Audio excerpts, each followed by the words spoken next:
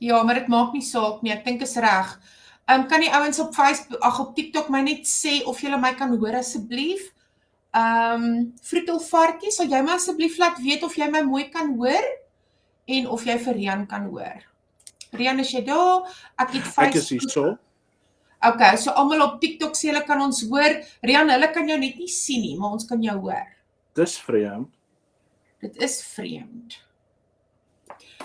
Okay, maar ek het sommer gedink, Rian, ons moet sommer vir die TikTokkers, okay, ja, nee, dit is nie 'n probleem nie. Okay. So, ja, ons het vir Ruben. Ons is nou op die oomblik live op Facebook, ons is live op YouTube en ons is live hierso op TikTok. So, almal baie welkom. Dis so lekker om hier te wees. Soos julle weet, het ek en Rian altyd 'n Alala vras 'n groot pot vol interessanthede wat ons met julle wil deel. Hulle the friendly Christian en ons spring vanaand weg daarmee. Rian, hoe gaan dit met jou? Dit gaan baie goed, dankie. Dit is baie lekker om te wees. Ek wil net noem, hierdie is die eerste keer wat ek live is op TikTok. Het jy geweet? Oh, ek kan jou nou sien op TikTok. Rarig, cool. Ja. Ja, dis iets wat ek nog nie rarig aan veel aandag gegee het nie. Want ja, dit is maar meer vir my belangrik geweest dat jy weet ons presence op TikTok moet hê vir sekere redes. Dat mense ons kan kry as hulle scroll. Want ek sê altyd vir alle Christian content creators, it's so important to be visible on social media because you never know who needs your messages or just to hear you talk and testify about Jesus Christ. It's so important. Adele, I didn't even ask you, gaan ons Afrikaans of Engels praat of gaan ons dit mengels? Ons gaan dit mengels. Ek dink dis goed. But you know what, Rian? I think maybe we should speak in English because this is also a live stream to YouTube and we have a lot of international viewers. That's so correct. Maybe we should do it in English if that's fine with you. No, absolutely, no problem. Okay, fantastic. Thank you, guys. So Rian and myself are just going to chat away and then we will look at questions and responses later on. Yes, so let's start, Rian. Okay, so we've done a few lives now already, and we're trying to do these at least once a month, where we're doing a joint live. Usually we aim for the last Sunday of every month. For those of you who are interested, unless there's a ministry obligation that Adele or myself has, then we obviously can't do it. But then we try to do something else. And I think it's a good place to start to mention what brought this live on and why we chose this specific topic. So I told Adele about something that I saw at a church about 3 weeks ago, when I was invited to go to a specific church in Observatory. So I'm not going to say which one, but yeah, I was invited to go to a church in Observatory to look at a few things and just give my thoughts, etc. And then something that I saw there was that they have this big wooden cross in the front of the church, like inside at the, if you want to call it the altar or the pulpit, and they had this copper snake wrapped around it, like a statue of a copper snake wrapped around the cross. And so when I asked them about that, they said to me, no, it's that congregation members can come to the front and they touch the snake and then they get healing in that way. So this is supposedly a revival church. That is what they describe themselves as. So they have their name, Revival Church, last two words. So this isn't even like one of those prophet type of cults. It's not a person that comes from an African, country in Africa coming down to Cape Town to open a church, because you see that a lot as well, which we can talk about a little bit maybe. But this was a revival church that they do this. And so I asked them, why do they think this works? Because apparently people have reported that they have received miracles by doing this, by actually touching the serpent, the brass serpent. And they said no, because there was a very well-known prophet from the States who came there and laid hands on the snake and cross and declared that God will heal people if they do that. So that is kind of what brought this topic on, as well as the other things that we've been seeing where churches are selling vials of holy oil. They call it anointing oil and holy oil. They've also sold those, and there's churches currently throughout South Africa that's doing that, because I see them advertising it from time to time, where the oil is charged for prosperity for life, for instance, or for healing for life. So the power is then in the oil. So that's the other thing we are seeing, and we can maybe go into and dive into why is this considered the occult. And I think if you do not come from a background of the occult, you will probably not recognize these things. You must tell me if I need to stop, because there's other few things on the list. Okay. You're doing great. Yeah. So something that is also going around in churches is there's these cards, and I saw them in the shops, in Kum books, believe it or not. So there's this deck of cards with 72 cards, exactly the same number of cards you get in the tarot deck, by the way, that have Bible verses on them and pictures of Jesus and Mary. And each card has a Bible verse, right? So it comes with a booklet of instructions of how to pick a card. So there's a prayer that you read out on the second page, and then you pull one of the cards, and that is then God giving you a Bible verse about any question you have. Okay. So you see, and if you do not come from the occult background, you will not know how similar this is to fortune telling, and because it's exactly the same principle. Yeah. And then another thing that I've also been seeing is the concept, which is a very new age concept, about manifestation.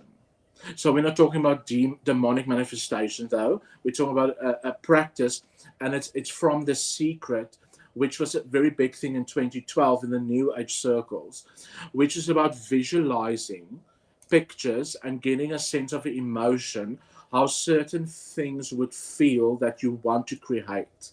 So you need to then take this to God, and many churches are practicing this.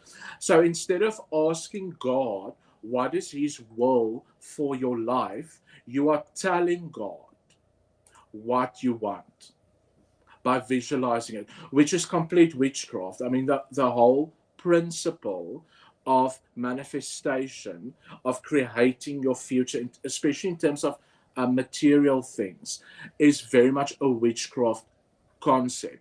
And it is, like I said, I'm in disbelief that they do not actually see how this is witchcraft being practiced. And then lastly, and now then we can obviously go into it, but the last thing that is concerning to me is because I've been to so many churches in the last 2 years to give my testimony, and then also people who call me out to churches when certain things are happening. So there's something that works on the principle of tithing, and then in that way telling God, I am now tithing, therefore I'm expecting a tenfold blessing. Yeah. It's as if people are using no. It's the occult in our churches. Because if we want to judge, or if we say that tarot cards are using that is wrong, then you can't use something similar and just put a Bible verse on it and then say, yeah, but because you are actually leaving stuff up to chance. You are saying the next card I pull is God's voice. I mean, a couple of years ago on Facebook, there was a What is God Saying to You Today app. So you could just click on it and then, oh, God says this and that to me, and which is just random. It's computer generated. So all of these things replaces the way that we listen to God and that the way that we expect God to answer. Right? Yep. Yeah. Um, Kyk die twee katte, says Arend. Meow. Oren, if you say things like that, Rian is going to switch off his camera, laugh off screen, and then he'll We come back. love you too, Arend. We love Yeah, you we love too. you too. Okay, so I just want to encourage all our TikTok viewers to share this live because only have a limited time that we're on. It's not unlimited, so we're going to only be here for an hour. And then for all the oh, someone said here, hey guys, I saw you on Sean's show. This is actually a comment from YouTube, Rian. Yes. I'm Yeah. trying to remember which show that was.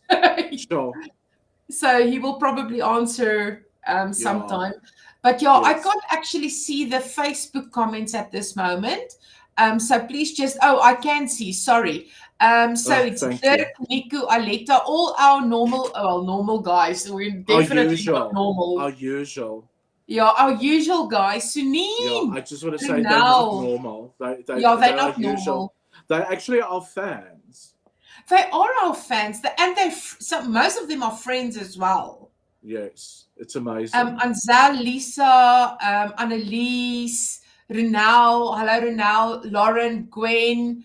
You guys are furniture already. Karen, Janice, Antoinette, and Peter. I always think of Peter as the one who snores. But yes, okay, so let's go to the Atwood. Oh, Sean Atwood. He says Oh, of course. That that was one. this week. Yes. Yeah. It was. Apologies. Okay. Yeah. Yes. I've done over 80 interviews now. 81 actually, with Ryan's one that we recorded last week. So it's very difficult to keep track. Yeah. Yeah, but thank you. That's awesome. Yeah. Rian, I think one of the interesting things with regards to the satanic agenda is people think, and we're not going to talk about that, but people think that because of the way that Satanism used to be in the 80s, it's still prevalent today. But it's not the same. And what most people don't know is that in infiltrating churches is not being done anymore. And one of the reasons why is because there's so much occult in the church already. So Correct. why would anyone wants to infiltrate churches if the devil's already there? And by the way, I just want to say this. We are not against church. We don't hate church. We both of us go to church and have church and love church. Okay. But if you take occult stuff and those things or anything relating to the occult and you believe in things that's higher than God's thoughts, if you believe in if your faith is in angels, if your faith is in cards, if your faith is in what the Force tells you, the oil. Some people base their entire spiritual warfare on how many times they blow the shofar. Yeah. And what you've said once, which is absolutely amazing, and I've said it now a few times as well, is that no physical thing will control or protect you from the demonic. So you cannot use a physical thing, whether it's salt, sage, because sage is very popular now in churches as well, and myrrh, because they say it's in the Bible, therefore they burn myrrh in spiritual warfare or for protection for the church. So no physical thing will actually be able to stop demons or give you more power for spiritual warfare. No physical thing will do that. Yes. Because then we're coming back again to ritual and witchcraft. Because in witchcraft and in the occult, everything is about tools and ritual. That's right. That's right.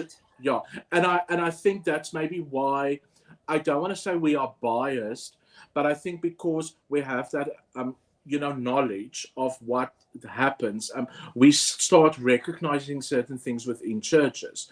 I just want to mention something that you said, which I think was very important. Is that there's still this concept from the 80s going around, and there's even other ministry schools that's teaching on spiritual warfare that's still propelling this myth that Satanists are infiltrating churches. So that used to be part of the agenda in the 80s.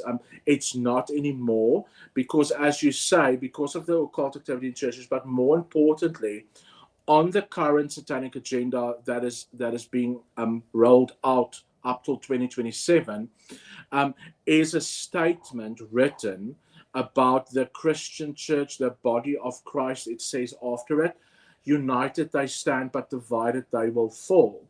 So we see a lot of people on YouTube and on social media platforms breaking other ministries down, where they call themselves Christians, but they built their whole ministry on exposing other ministries and creating division within the body of Christ. So that is on the satanic agenda more than sending witches and people, Satanists and witches into churches.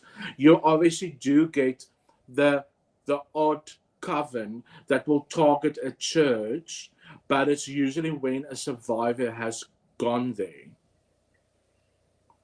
Yeah, yes, that happens. And someone asked me in an interview last weekend, Adele, how do you recognize churches that's a threat to the kingdom of darkness? And I said to this interviewer, I believe a church that has an active prayer ministry, meaning you want to see how many people attend the prayer meeting and not the worship service, because even though worship is powerful and we all love the worship, we want prayer warriors. And Rian, we have the same heart when we say, I would rather build a ministry with 100 prayer warriors than 100 givers or 100 tithers. I would rather build a ministry with 10 effective prayer warriors than 100 tithers, because that is absolutely correct. As we've seen from experience, and I'm sure we can say this, you and me, we have a brilliant small team of intercessors, but they are amazing. And every time that we've asked for prayer, every time that we've asked for covering, whenever it is that you and myself, we're doing interviews or teachings, or when we're going out to churches, they cover us. And it is absolutely astonishing, because remember, I did this work for almost 6 to 7 months before you and me joined up. So I used to do it with 3 or 4 people at time. But the team, the ministry, the intercession team we have at the moment, I really believe they are sent by God, and the difference it makes just in the last year of having these people interceding for us is absolutely next level.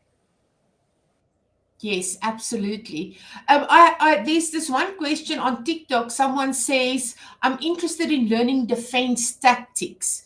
Now, I do believe that the body of Christ is not warriors. And I'm talking about being a warrior for Christ, not worry all the time.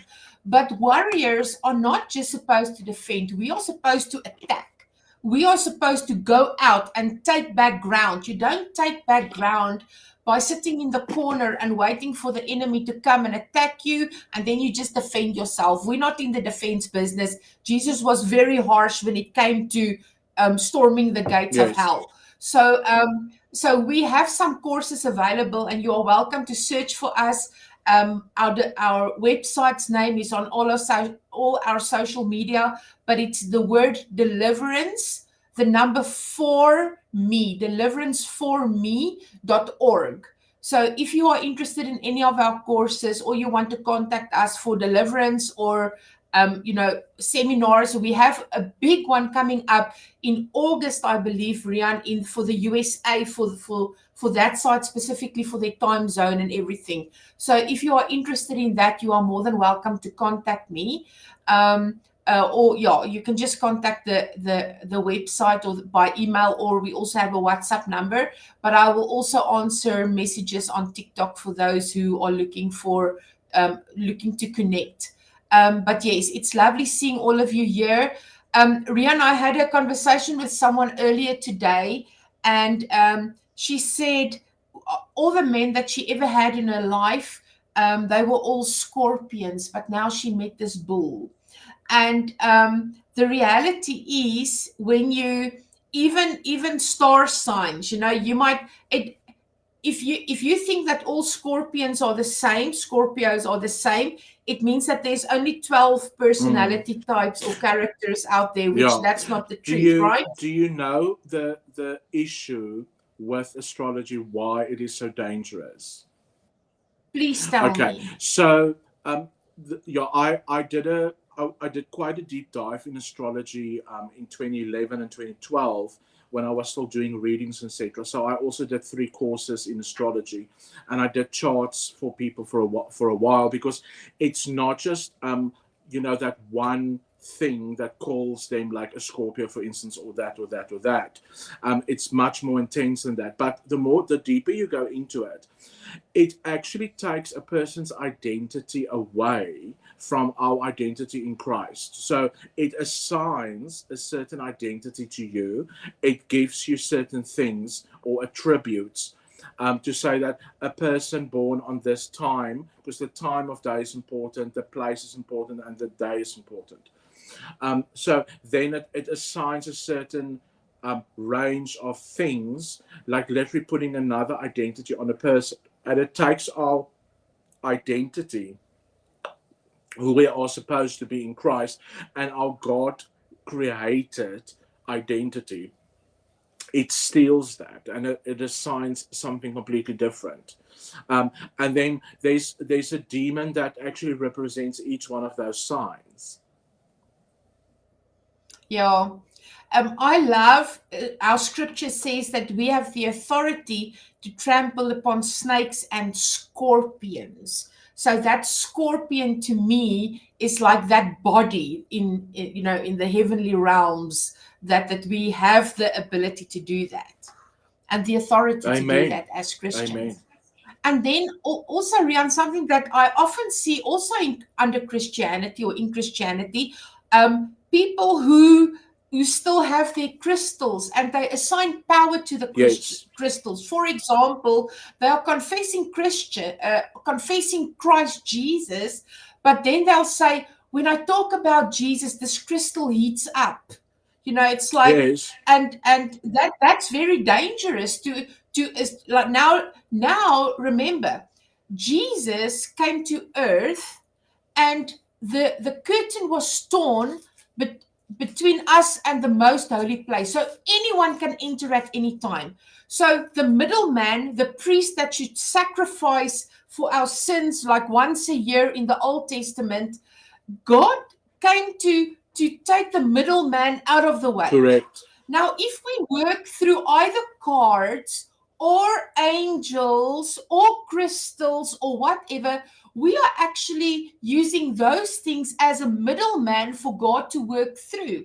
And here's the thing, even if we put our faith in prophets, if we need people or crystals or angels to deliver the message to us, then we are actually canceling the work of the Holy Spirit. So why do we have the Holy Spirit? We can just as well get rid of the Holy Spirit and get rid of the cross. Because it cancels the work of the cross. And I know I've said this in interviews, but I'll say this again. So after my salvation, after I had my encounter with Jesus, there was a 4-month period where I still used crystals as well, because my argument was that there is 255 references to crystals and gemstones in the Bible, right? So how can it be so wrong? Everything else I walked away from. And then as I was going through my deliverance, the Holy Spirit specifically convicted me about the crystals, and I immediately stopped that. And then exactly what you just said is what Jesus told me. It's like, if you actually use anything, any item, whether it's a crystal, whether it's oil, whether it is incense, whatever, for the purpose of healing or for protection, or you are canceling the cross. You are saying, and the enemy sees it that way as well, that my my healing, my salvation, my hope, my answers, I do not get from the kingdom of God when I do those things. And I immediately stopped, like, yeah, because when the clearer God's voice became to me, and the more I spent time with Him, the Holy Spirit convicts you, not just of that, of sin as well. So that is why it is so important for us as followers of Christ to build that relationship, to build that connection with God, so that we can go to the Father directly, and that we can also hear His voice when He speaks to us. Because as of recently, I've also noticed very much at times Jesus speaks directly without me even setting aside my dedicated daily time to speak to Him and have conversation and read scripture, and He speaks to me directly at other times as well. And I could only get to a point of recognizing that voice from spending time with Him. And I know we're going off topic now, but I had to explain to somebody this morning. Deliverance. Deliverance is not going to sort out your discord or your time you're not spending with God. It's not going to solve that. And people seem to think that. People seem to think, oh, I'm not spending time with God. I'm not fellowshipping. I'm not spending time with the Word. I'm not. So I need deliverance, and that's going to reconnect me to God. I'm sorry. You have to make an effort from your side, because God actually wants a close, intimate relationship with us, with all His children.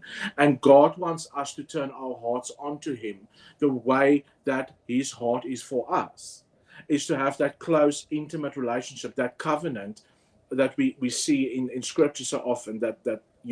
So that is why it's so important, and that we can go to God directly. And that's why God doesn't want us to partake in these things, because it compromises that covenant. It compromises our relationship with Him. But you see, also, and I'll say this and then I'll keep quiet for a while, it always takes me back to 2011 to 2015, 2016, when Christians used to come to me for psychic readings, when I was still involved with that. Do you know how many Christians and even church leaders came to me? And then the first thing they'll ask me is, do you think it's wrong for me to be here? But you're supposed to ask God that question, and God would have told you it's wrong. And people don't want to wait on God to answer them, and that's why they seek out these things. Wow. That, I think people want to hold on to something tangible. So the moment when they connect to someone in a, when I talk about caravans, it's like in the 80s, a psychic or a medium, they had a caravan somewhere on a street corner. But these days it's not like that. But they want a tangible answer. So they want to scroll through TikTok and someone is busy with a reading, type in their name, oh, this is what God says, or I see this, or I see that. And that's not how God works. God works with personal relationships. And when you spoke about all the other things that people hold on to, like we said salt and oil and all these magic potions that people use. Well, I call it magic potions, but it is. The one thing that also cannot protect you from the devil, and I know this is controversial, so let me just explain this. I know Rian understands it, but your Bible, people think that if they open the Bible at Psalm 91, the demons are now going to rush away. And the devil is not afraid of what is written in the Bible, because the devil also quotes the Bible. Yeah. So the devil is afraid that you will live and manifest in your own Christian walk, Psalm 91, that you allow the Holy Spirit to work in you to bring that about. But you can't just open the Bible and expect the demons to flee from you because now you sleep with your Bible next to your bed. If it was so easy, then we can just all put open Bibles everywhere, and then we can rid the world of demonic forces, right? Yeah. So we're going to jump to something else now, Yes. which somebody that you know, I'm not going to say who, that has done this. So he would literally take in front of the church, right? He'll pick up the Bible and put it between his hands and close his eyes and say that he just absorbed the whole Word of God. He downloaded it.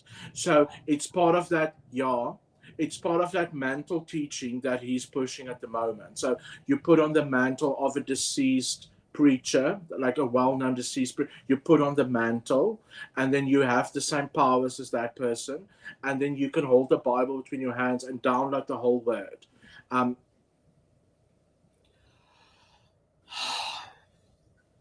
Okay, so there's a lot of occult activity happening in the church today. I mean, when the Bible says about not holding on to the dead for some reason, people are now even holding on to the Christian dead because there's more powers, connected to them. This is Yes. crazy. And you know that some of these, and I'm calling them the psychic prophets. So the difference between a prophet that's truly anointed by God and a psychic prophet. So the psychic prophet will look at you and in front of a lot of people tell you personal things about yourself, like your things about your past and current names of people and how many children you have that's not speaking to you at the moment, and like that information, because that is exactly the same as what demonstrative mediumship is. So demonstrative mediumship is when I used to stand in front of a crowd of people in the spiritual centers. This was 2008, 2009. And you will give people psychic messages, but you will actually tell them very personal things about themselves first so that they can believe you, that you prove yourself. In the meantime, this is familiar spirits giving you this information. So I want to know, why does a prophet that is supposed to be a mouthpiece for God need to give you psychic information in front of crowds of people to prove themselves? Because if you have the anointing of God, right, why would you need to prove yourself to people? Why is that need there? Yeah, yeah. I love what you are saying. You don't have to do that. But people are building kingdoms. Unfortunately, we see that everywhere. People are building kingdoms. And we should not build our own kingdom. We should build God's kingdom and Amen. allow the Holy Spirit to manifest and do his own work. We cannot do the work of the Holy Spirit. Yes. We cannot force that on people or even impress people.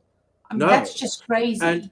And that's why I often say, when people ask me, can you do deliverance for me? Can you do healing for me? Then I said, I can't. I do not do it. Jesus does it. So no person, no human being can do deliverance. No human being can save people. No human being can heal people. Jesus does it through us. Jesus is the Yes. one who frees. Jesus is the one who delivers. God saves people.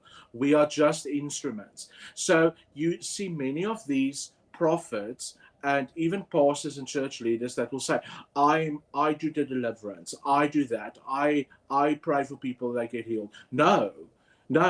It's God who does that. So I'm very careful when people make these claims, you see, because something that God showed me recently, and I know I'm hammering on it the whole time, but when we give our hearts to God, when we give our hearts to Jesus, our hearts do not actually belong to us. That is if you truly gave your heart, right?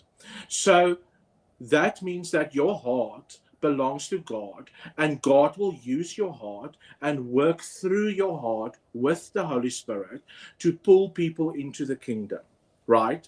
So when you have anger, judgment, resentment in your heart does not actually fully belong to God. And that prevents the Holy Spirit from working through your heart to actually effectively work on people. And this, it is like when I got it, because this is something I prayed about for, I promise you, for 2 years, and I waited patiently. And I specifically prayed about why does certain Christians then hate on each other and judge each other and speak things and blaspheme against the Holy Spirit by questioning people's salvation, and why? When God finally showed it to me, I got it. I was like, thank you, Jesus. It's like, I get it now. I Yeah. get it. It's because their hearts do not fully belong to God. They haven't surrendered their hearts Mm. completely. It's easy to say, I've given my heart to God, because a lot of people say it. And these religious Christians, I love it when you ask them, okay, so tell me about how you gave your heart to God. How did Jesus save you, and when did this happen? Then they'll say, no, I've just always, ek het maar altyd nog die Here gedien. I've always, then I'm like, okay, cool, Yeah, yeah, okay. yeah, yeah, yeah. Sure. So actually, what it comes down to is to purely stay within the Word of God. And when Yes, we say that, I know that crystals is in the Old Testament, it's mentioned because of the high priest and the robe and all of those things.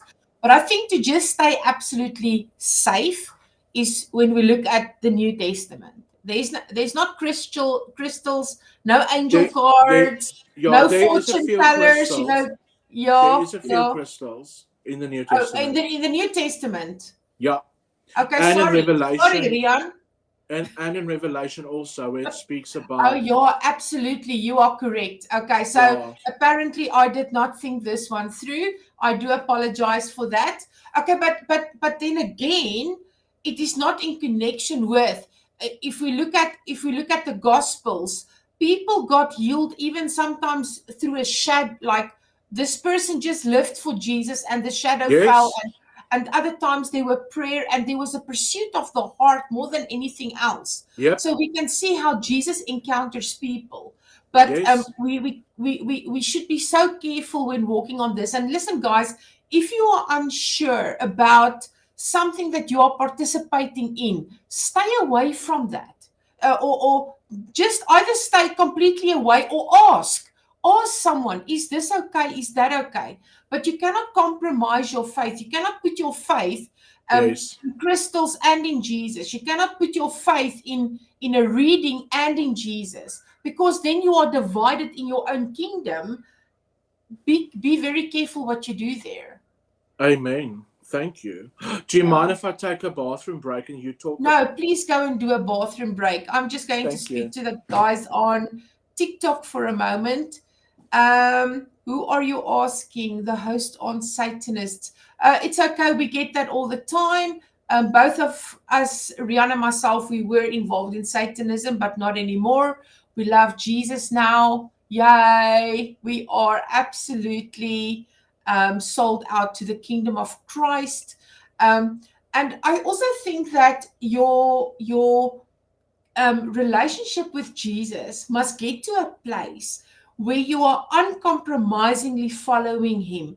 Meaning, if you get to a situation today and you have to choose between death and or no, you have to choose between life and Jesus, then you must choose Jesus, even if it costs you your life. And I think sometimes, even or especially in the Western church, we are so comfortable with our salaries and our jobs and our, job security and all the luxuries we have at home. And we just want God to maintain that.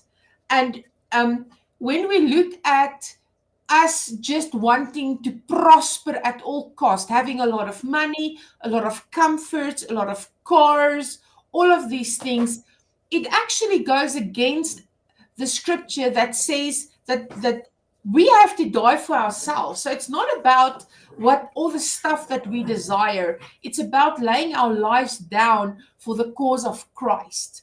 And so we cannot go and pursue all other things. And very often when it comes to either, and I know I mentioned this a lot, like I'm just mentioning like crystals and card readings, and it's all about me. It's what makes me feel good. It is what it's about, what empowers me, and that's what Rian just said a little bit earlier. I just wanted to reiterate that. But thank you so much for everyone that's watching. If you're on TikTok, please share this live, because we would like a couple of more followers. And then I also look at our Facebook. Fransa Burger asks Rian, is paisley patrone op klere okay om te dra? So I had that during the past 2 or 3 weeks, where someone did some research on paisley patterns, and they said the origin of that is demonic. So we should not wear any clothing that has any of those patterns on it. Do you think we should get rid of anything with a paisley pattern on it, Rian? So I know what you're referring to about the origins of paisley. There's a certain pattern, the original paisley pattern, that is actually very similar to occult symbols. But the paisley we see today, let's call it any paisley that was done after 1990. I don't see any demonic or occult connection to that personally. So I'm not saying what I'm saying is the gospel, but I do not see the connection in the new paisley, because obviously, it's been, redone, and people are being creative and stuff. There is a difference though between mandalas and paisley. So a lot of people confuse the mandalas and paisley. So I wouldn't wear anything with a mandala. Because of its origins. So there's and the original paisley that you are referring to is copied from the mandala, or mandala is the correct Hindu term for that. So that is definitely not okay. So do research yourself and also pray about it. So I don't want to say that all paisley is demonic, because it certainly isn't. But the original one that's based on the mandala definitely is, if that makes sense. Yeah, thank you for that one, because we all need clarity. Of and course. and I also think, Rian, that we have to walk very closely to the Holy Spirit. If you feel uncomfortable with something, there might also be a good reason for it. For example, if I see the paisley pattern and I love the colors and the forms and what we have today, if I feel uncomfortable with that, it could either be the pattern, which is true. There could be a problem with that, but the piece of clothing or the object that has the pattern on it might be a loaded object for a totally different reason. Correct. So Correct. if you say that your spirit feel uncomfortable, and then you must also know where that discomfort comes from, because this is what I have a very big problem with. People who say that they discern in the spirit while they are praying for someone. They would say, oh, I discern in my spirit that you were sacrificed to the devil as a baby. Now this person is opening a huge can of worms, and the person that they are praying for is like, oh my gosh, I never knew that. My mother never told me. What am I going to do now? And then the minister will say, well, we can pray about it, but I think you should go and see Adal or Rian. And I feel very strongly about it, that if God gives you the discernment, He will also give you the solution, or the what to pray to break whatever is connected to that. So if you give a word to someone and that invokes fear in them, that is not from the Lord. If there is not a resolve, if there is not a conclusion, if Jesus on the cross could not deal with that thing there, it means that there's something wrong with that ministry. So make sure that if you hear from the Lord and you get the discernment, that you also get the answer. Otherwise, your discernment was not from the Lord. I agree. And this ties in with the prophecy thing I said earlier. Yeah. So many times people have told me about these prophecies that they received from prophets in churches, to tell them that they've been dedicated, to the devil, or the demon stole their identity before they were born, or their birthright. But the prophet doesn't give the solution. So the problem is highlighted and addressed, but the solution isn't, and the word of God is then also not, because my question is, if we look at Jesus and the heart of Jesus, and we look at the very thing that Jesus came for to this earth, for people's sickness and afflictions and problems and brokenness and their sin, that is why Jesus came to this earth.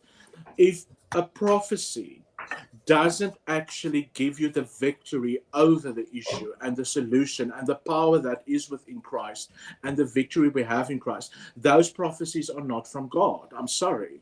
Amen. Rian, someone asked about dream catchers, and I know a lot of Christians have dream catchers and they like Yes. it a lot, and they say they just have it because they like it. They don't believe in nonsense like that. That's one of the questions that we had. And would you like Okay. to elaborate on that? Absolutely. So having a dream catcher in your home is like having a pentagram or a Buddha in your home and saying it's just beautiful, it's just pretty, I just like it. Because we have to look at where is something originated from, what is the original make or made, or what was the intent for that thing, what does it represent. So dream catchers are originally from Native American beliefs. So it is a Native American thing, and it's specifically made and designed to catch demons in the air. So people believe that during their sleep, demons obviously tortured them, which was the case with a lot of Native Americans, because they worked with a lot of spirit animals, and they took a lot of medicine, like plant medicine, to go on journeys, and then they opened themselves up to demons. So the dream catcher was then made and hanged above their bed to catch demons in them, so that it can't affect their sleep. So that is the original context of it. So it would be the same as, well, yeah, but my dream catcher isn't made by Native Americans, but Buddhas that sold at Mr. Price home is also not made by Buddhists, but it opens the door to demonic activity in your home. So, and it's because of what it represents, the symbolism behind it.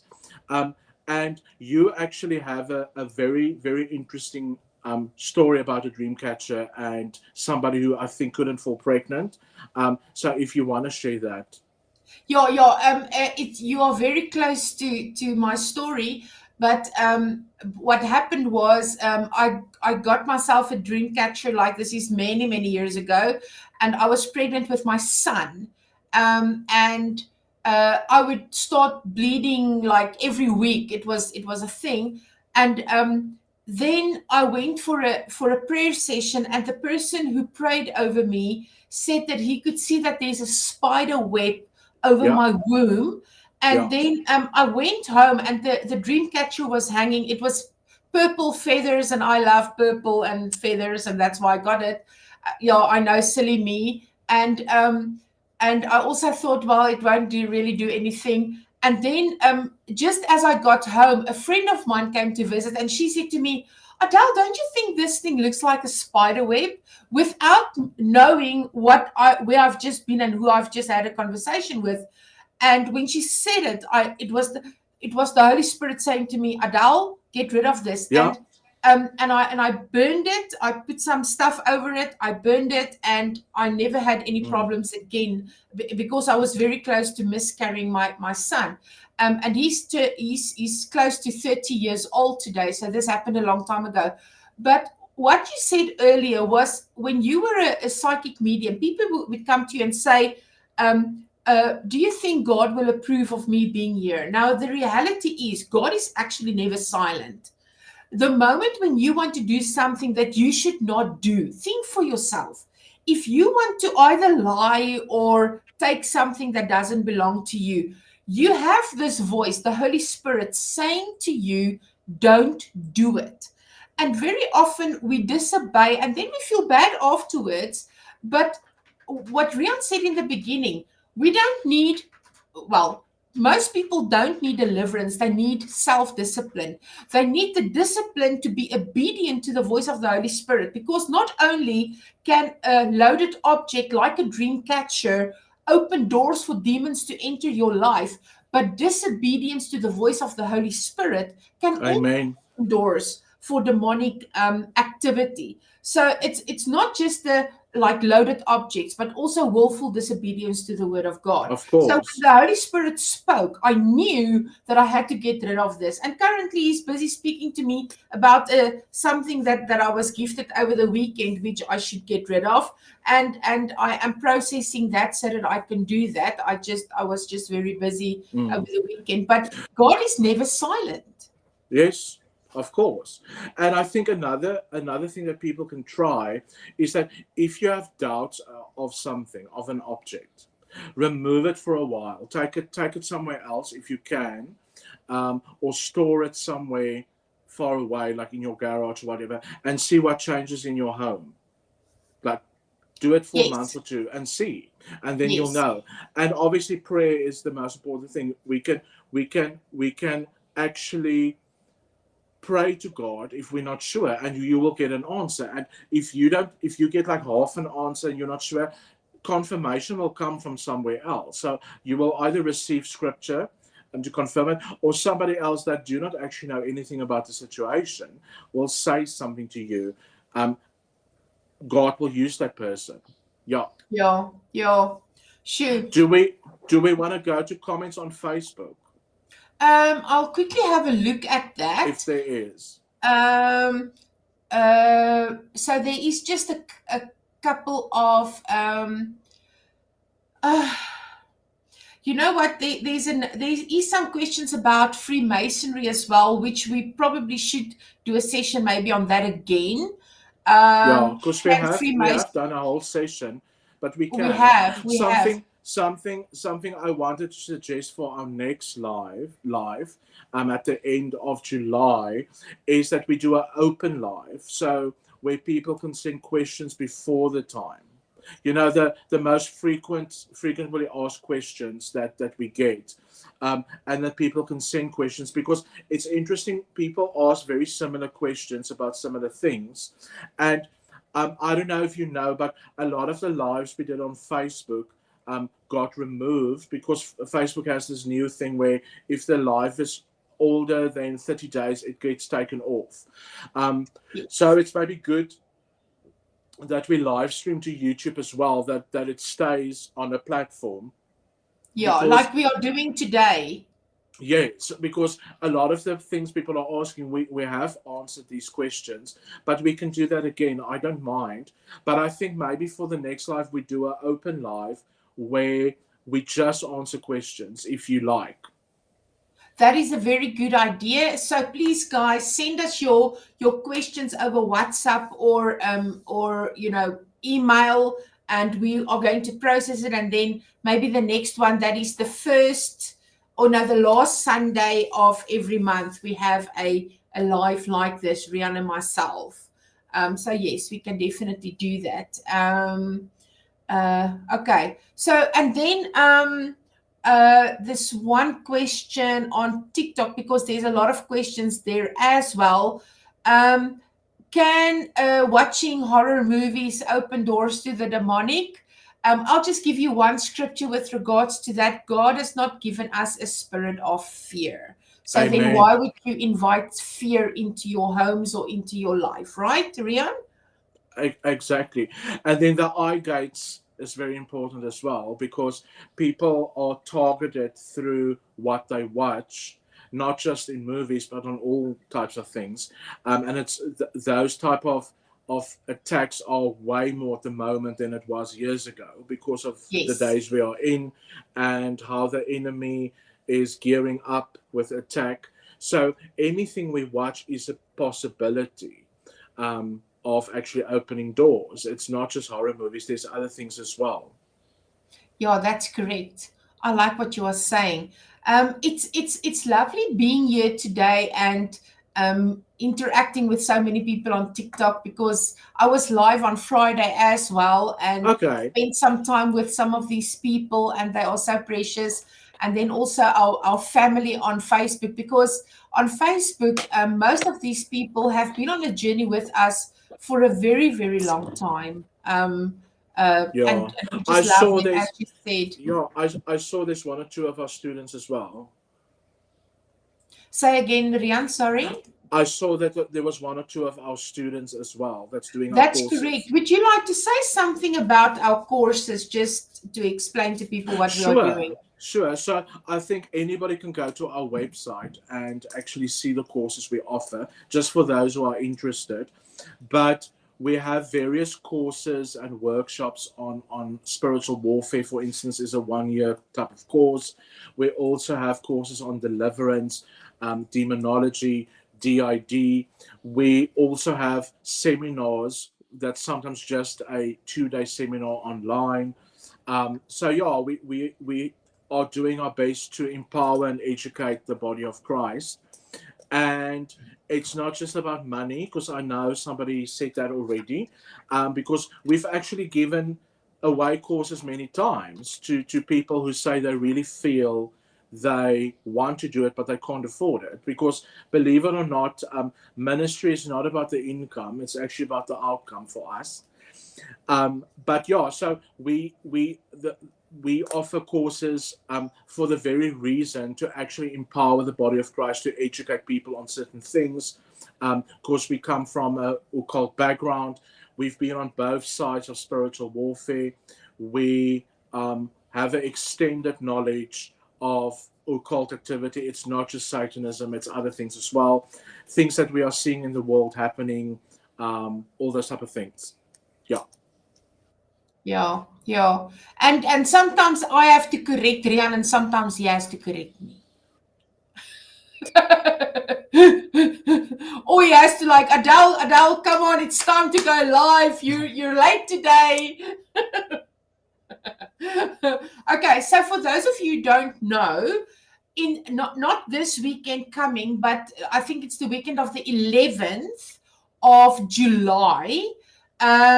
We will be in Vanderbijl Park on the Friday. I think I that's thought the it's 11th. Yeah, well, Vereniging in Vanderbijl, it's I'm the same not from thing. Gauteng. Okay. I've never lived there, so sorry. Okay, so yeah, I think it's Three Rivers, if I'm not, I can't remember, but it's the 11th. Dan ons daar in die val in the Wal Triangle, for those of you who don't know. Saturday the 12th, we are in Potchefstroom. Yeah, but that's Okay, private training for a certain group of people. No, it's actually, if you want to go, you can Really? just arrange with me. But Yes. you need to send me. So, you need to send me a poster then, because or some information. okay, but there is no poster, because they just want to make sure that they can register. So, or the people, it's small, but it's not a big thing. So yeah, but if you want to go to Porch, let me know. Because that's the only I will training. speak to the organizers. That's the only training we're doing that whole week. Yeah, that's training. Yeah. That's right. That's why we need a name or whatever. Correct. And then on Sunday morning, the 13th of July, we are at the Baptist Church in Johannes Ramokgopa Street in Pretoria Central. There's by Joop and them, it's Doxa Deo Gloria, church there. And then Sunday afternoon, we are at Montana in Shalom Church in Montana in Pretoria North. So if you want to see us over the weekend, you are more than welcome to come and say hello from the 11th to the 13th of July. Yes. Yeah, that's it. So make a note, look at our social media, and then please come and say hi, and we can take a selfie and whatever. Definitely. So yes, we will be next to the Vaal River, Jokers in White 3. Yeah. So yeah, this was pleasant. Like I said, this was my very first TikTok live I've ever done. Why the face? Yes. No, I'm sorry, my TikTok wants to disconnect. It's fine, we're done. So let it. Okay. So we are done. Yes, you wanted to say? No, I said this was pleasant. It was my very first TikTok that I've done. Yes, you did very well, but you're gone now from TikTok, but it's fine. Okay. Guys, I'm going to say goodbye to TikTok, and then we can just say goodbye to Facebook as well, Rian. Yes, sure. Okay, there we are. ek is nou klaar daarso op TikTok. We had some beautiful people there. And then I don't know if you want to just say goodbye to the Facebook people. Bye, Facebook people. Thank you for watching. Sorry, Rian, I just want to say this. Sorry. Marlene asked, what about Port Elizabeth? Marlene, if you want us to go there, you have to send us an invite and arrange something, and then we will go. Yeah, okay. Rian, it was you. It was. Thank you. It was lovely. Okay, perfect. See you again. Bye, guys. Love you guys. Bye. Bye.